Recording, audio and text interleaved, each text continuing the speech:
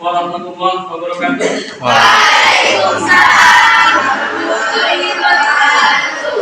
Sehat semua ya? Sehat. Terima kasih. Silakan untuk dimulai. Kita berdoa dulu. Setelah itu dilanjutkan menyanyikan lagu Padamu Negeri, dan akan ada ketua kelas yaitu Mbak Sepia akan berpuisi tentang norma agama. Sebelum dimulai, untuk ketua kelas silakan memimpin doa dari lagu Padamu Negeri.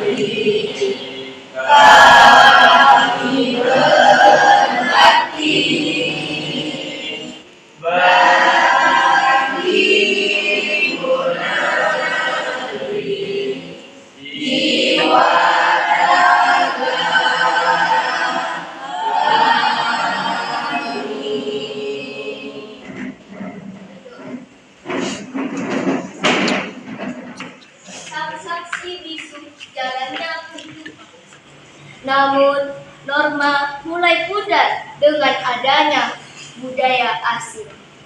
Harusnya kita sebagai generasi muda melestarikan adat norma. Semoga adat norma tidak hanya menjadi kenangan, namun bisa menjadi sanksi tentang hukum yang berjalan di negara yang bernama Indonesia.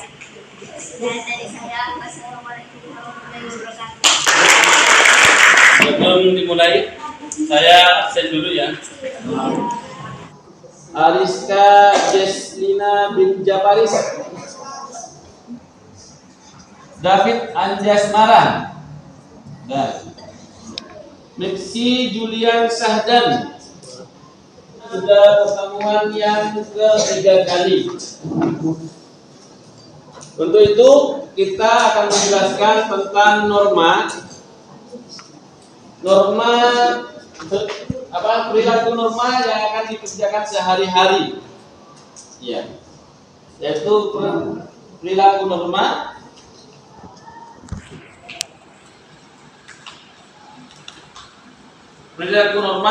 sesuai norma dalam kehidupan sehari-hari yang akan kita bahas hari ini. Yang pertama, norma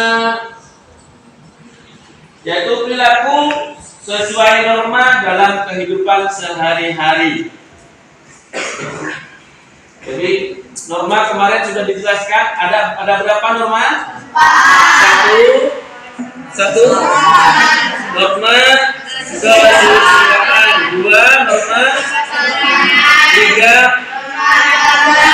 norma agama, empat norma hukum. Jadi norma-norma itu adalah kita nanti sesuai norma dalam kehidupan sehari-hari. Apa pekerjaan kita di masyarakat di sehari-hari, apa sudah sesuai dengan norma yang empat itu? Nah, ini ada gambar ilustrasi masyarakat adat Baduy yang tetap memegang teguh tradisi merupakan kearifan lokal. Ini masyarakat Baduy. Kalau masyarakat Indogo, Bondowoso, nanti apa kebiasaan sehari-hari apakah sudah sesuai norma atau tidak? Ya, seperti contoh kita jalan di rumah atau kita jalan di depan orang tua, kita pakai jalannya apa? Sembarangan atau tidak sopan, apakah itu sesuai dengan norma atau tidak? Tidak. Ya itu bukan kalau ada jalan di depannya orang tua atau guru kita harus menunduk. Itu norma. Itu namanya norma apa? Norma kesopanan. Dan perilaku sesuai norma dalam kehidupan sehari-hari. Contoh sikap dan budaya yang sesuai norma diantaranya satu, budaya malu. Kita harus punya budaya malu. Malu datang terlambat ke sekolah, malu berbohong. Karena juga ada di dalam hadis al-haya'u minal iman. Budaya malu, mempunyai malu di dalam hati diri kita termasuk sebagian dari iman. Malu itu juga termasuk sebagian dari iman. Kalau kalian tidak punya malu, berarti imannya juga tidak ada. Jadi malu melanggar peraturan sekolah, malu melanggar peraturan lalu lintas, pakai sepeda, tidak memakai helm, malu. Itu namanya budaya malu. Malu tidak mengerjakan tugas, malu tidak mengerjakan PR. Tuh, budaya malu. Yang kedua, budaya apa? Tertib, budaya tertib. Yaitu bersikap tertib dimanapun kalian berada. Misalnya mengikuti antrian sesuai dengan nomor antrian. Kalau oleh perempuan jangan rebutan. Kalau sudah antriannya nomor 1, kita masuk nomor 1. Nomor 2, yang antrian nomor 2 jangan rebutan. Ketika temannya di depan, karena kalian paling dewasa, paling besar, rebutan di depan. Itu namanya tidak mengikuti budaya antri, tertib. Yang ketiga, budaya bersih. Coba acung, yang tadi pagi yang mau sekolah mandi, ngacung. Ada yang tidak mandi? Mandi semua? Alhamdulillah, bagus. Berarti sudah bersih. Ada setelah mandi sikat gigi? Sikat gigi semua? Dan tuh bersih, sikat gigi, mandi, sabun? Ada yang sabun? Sabun kalau bersabun di bawah Pak. Sabun. Jadi pakai ada enggak? Hanya mandi tidak pakai sabun. Ada enggak? Ada. Ada yang mandi tidak sikat gigi. Ada enggak? Ada. Itu. Jadi itu perlu berbudaya bersih. Yaitu sikap untuk berkata dan berperilaku jujur dan bersih dari tindakan-tindakan kotor. Misalnya tidak menyontek ketika ulangan. Ada yang menyontek? Ya. Kalau menyontek itu namanya norma apa? Norma asusila. Kalau ketemu sanksinya apa? Apa sanksinya kalau menyontek? Malu. Jadi budaya bersih. Apa? Ada yang tahu? Hadisnya bersih? An-nadafatu minal iman. Kebersihan itu adalah sebagian dari iman. Kalau di kelasnya kotor berarti masih belum iman. Kalau di rumahnya kotor masih belum iman. Makanya bersih itu sebagian dari iman. Kalau ada orang senang bohong, tidak jujur, sering nyontek, berarti itu masih faktor dari dirinya sendiri, dirubah, yang tidak mau bersih. Kalau di rumahnya itu kotor, jangan dibawa ke sekolah. Di sekolah tempatnya bersih. Makanya kalau mau sekolah mandi. Yang kedua, faktor lingkungan. Nih, yaitu pengaruh lingkungan, kehidupan baik keluarga maupun masyarakat yang belum memberikan daya dukung terhadap pembentukan watak. Setelah itu, apa sih penetapannya norma? Penetapan norma dalam kehidupan masyarakat. Contohnya, budaya apa di masyarakat yang sekiranya itu baru tapi bagus. Yang pertama, budaya mengucapkan salam. Itu juga budaya. Assalamualaikum, ketemu dengan temannya. Apalagi ketemu orang tua, ngapora atau bagaimana? Tuh penjelasan dari Pak Saiful mengenai tentang norma kehidupan sesuai norma berperilaku sesuai norma dalam kehidupan sehari-hari.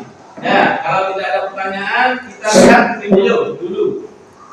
Videonya dilihat dari sini aja, sambil dibuka punyanya kalian yang di HP-nya. Di sini suaranya tidak bisa. Silakan membentuk kelompok dulu. Ini untuk kelompok 1. Ini untuk kelompok 2. Ini kelompok 3. Pertanyaannya dilihat. Yang pertama adalah amati video yang ada di HP kalian. Dibuka HP-nya, videonya yang sudah dikirim kemarin atau dikirim tadi. Dibuka, lakukan analisis. Dengarkan, lakukan analisis perilaku sesuai norma dalam kehidupan sehari-hari. Saya kasih waktu 20 menit untuk menjawab. Nanti setelah itu presentasikan di tempatnya masing-masing. Jadi nanti kalau sudah bisa presentasi berdiri di kelompoknya masing-masing dan kelompok lain harus bertanya. Tanyakan kelompok lain atau sanggahan. Nah, silakan dikerjakan.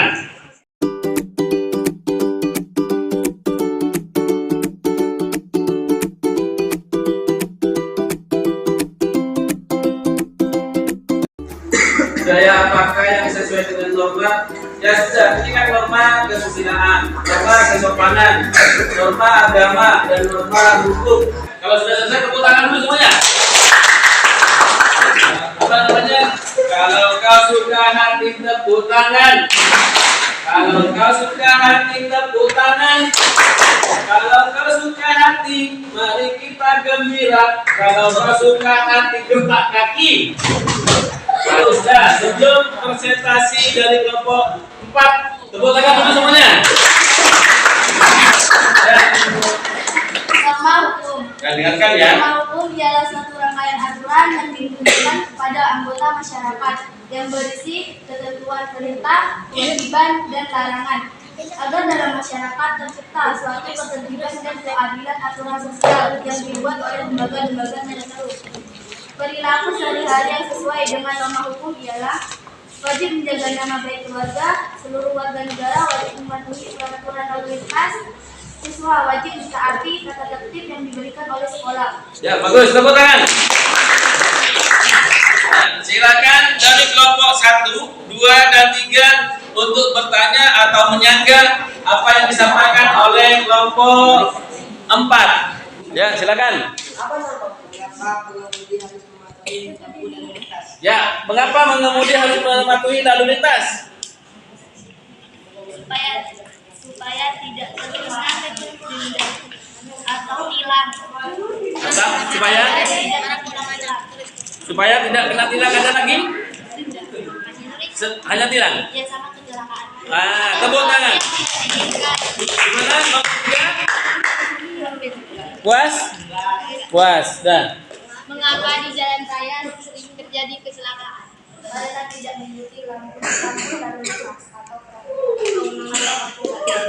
Ganas? Puas? Tepuk tangan. Bagaimana cara mematuhi peraturan lalu lintas? Selalu pakai peralatan berkendara yang sewajarnya.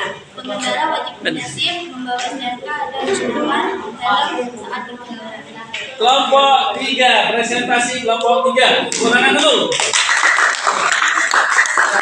Norma agama dalam kehidupan sehari-hari. Seperti yang kita ketahui, norma agama adalah aturan atau kaidah yang berfungsi sebagai petunjuk pedoman hidup yang berasal dari Tuhan, yang disampaikan melalui aturannya yang berisi perintah, larangan, dan anjuran-anjuran. Norma agama dapat dilakukan di lingkungan sekitar seperti lingkungan keluarga, sekolah, masyarakat, dan lain-lain. Norma agama sangat dibutuhkan dalam kehidupan karena norma agama mengajarkan bagaimana seharusnya sesama manusia saling berhukum. Berikut contoh norma agama dalam kehidupan sehari-hari.